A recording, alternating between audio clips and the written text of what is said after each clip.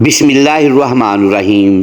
پیغمبر آخر الزماں حضرت محمد مصطفیٰ صلی اللہ علیہ وآلہ وسلم کا جب وصال ہوا اور آپ کے جسد اطہر کو جب قبر مبارک میں رکھ کر مٹی گرائے جانے لگی، عین اس وقت پر ایک صحابی حضرت مغیرہ بن شعبہ رضی اللہ تعالی عنہ نے قصداً اپنی انگوٹھی قبر مبارک میں گرا دی۔ امیر المومنین حضرت علی کرم اللہ تعالی وجہ الکریم اس موقع پر موجود تھے۔ آپ نے حضرت مغیرہ کو حکم فرمایا اپنی انگوٹھی نکال لو۔ یوں حضرت مغیرہ قبر اطہر میں اترے اور رسول اللہ صلی اللہ علیہ وآلہ وسلم کے قدم مبارک کو مس کیا اور اپنی انگوٹھی لے کر باہر نکل آئے۔ یعنی آپ سب سے آخری شخص ہیں کہ جنہوں نے رسول اللہ صلی اللہ علیہ وآلہ وسلم کے جسم اطہر کو چھوا تھا۔ امیر المومنین حضرت سیدنا عمر فاروق رضی اللہ تعالی عنہ کے دور خلافت میں مغیرہ بن شعبہ کوفے کے عامل تھے۔ ابن شباب سے مروی ہے کہ حضرت عمر قیدیوں میں سے جو لوگ بالغ ہوتے تھے انہیں مدینہ آنے کی اجازت نہیں دیتے تھے۔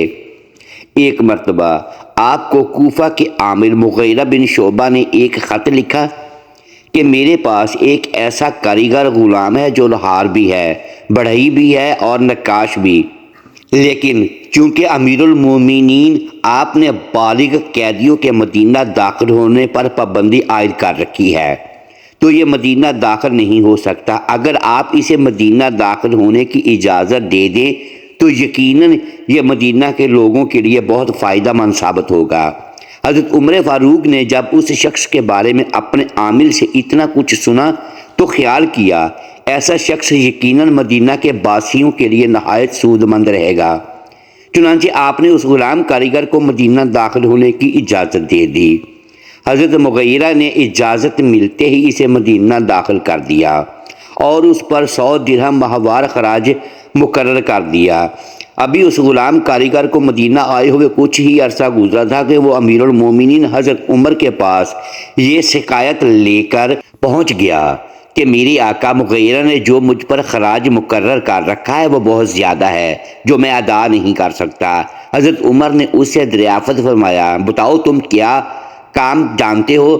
وہ عرض کرنے لگا، میں فلاں فلاں کام جانتا ہوں۔ اس نے وہ تمام کام گنوا دیے جن کے بارے حضرت مغیرہ نے بیان کیا تھا۔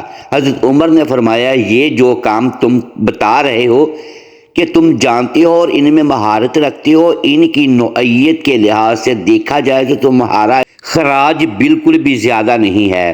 وہ غلام یہ سن کر ناراض ہو گیا اور بڑبڑاتا ہوا واپس چلا گیا۔ چند راتیں گزری کہ امیر المومنین حضرت عمر کا گزرتے ہوئے پھر اسی غلام سے سامنا ہو گیا۔ آپ نے اسے بلایا اور فرمایا، کیا مجھ سے یہ نہیں بیان کیا گیا تھا کہ تو کہتا ہے کہ اگر میں چاہوں تو ایسی چکی بنا دوں جو ہوا سے چلے؟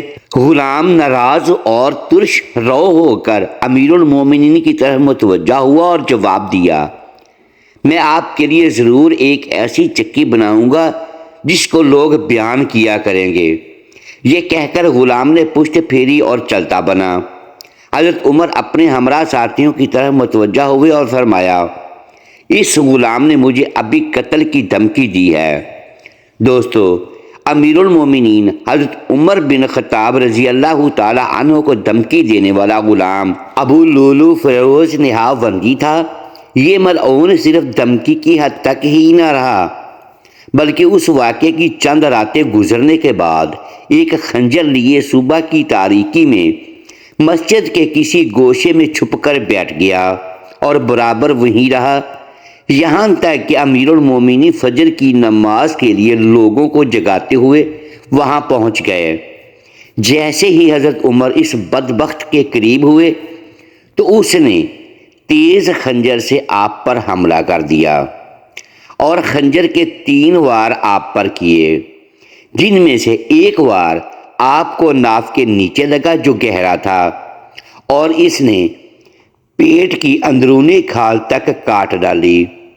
پھر وہ مسجد میں موجود دوسرے لوگوں پر ٹوٹ پڑا اور 11 مزید نمازیوں کو بھی خنجر کے وار سے زخمی کر دیا اور آخر میں اپنے ہی خنجر سے خودکشی کر لی۔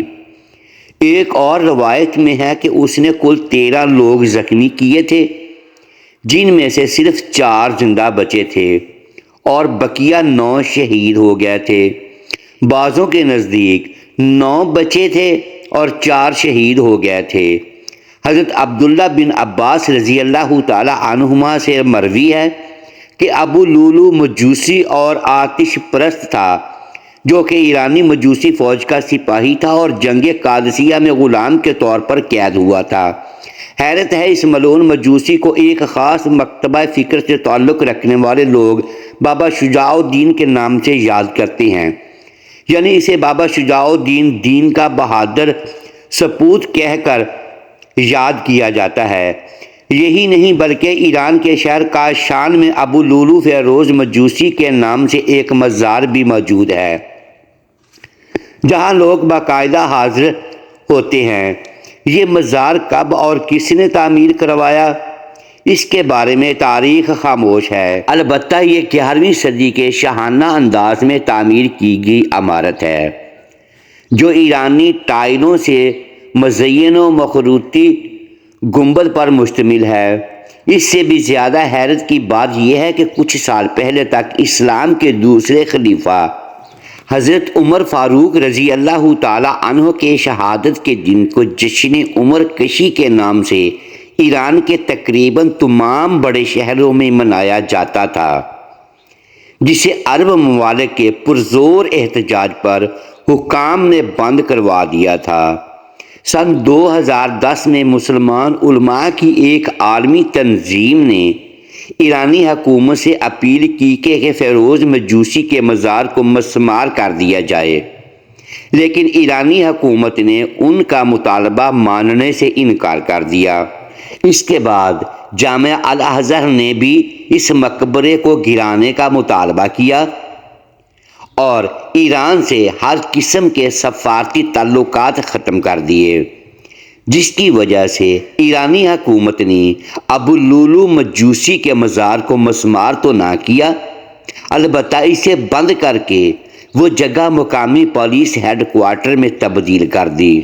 فیروز مجوسی کے نام سے منسوب یہ مزار قم سے 60 کلومیٹر کے فاصلے پر کاشان فنس روڈ ایران میں واقع ہے، جسے آج بھی ملاحظہ کیا جا سکتا ہے۔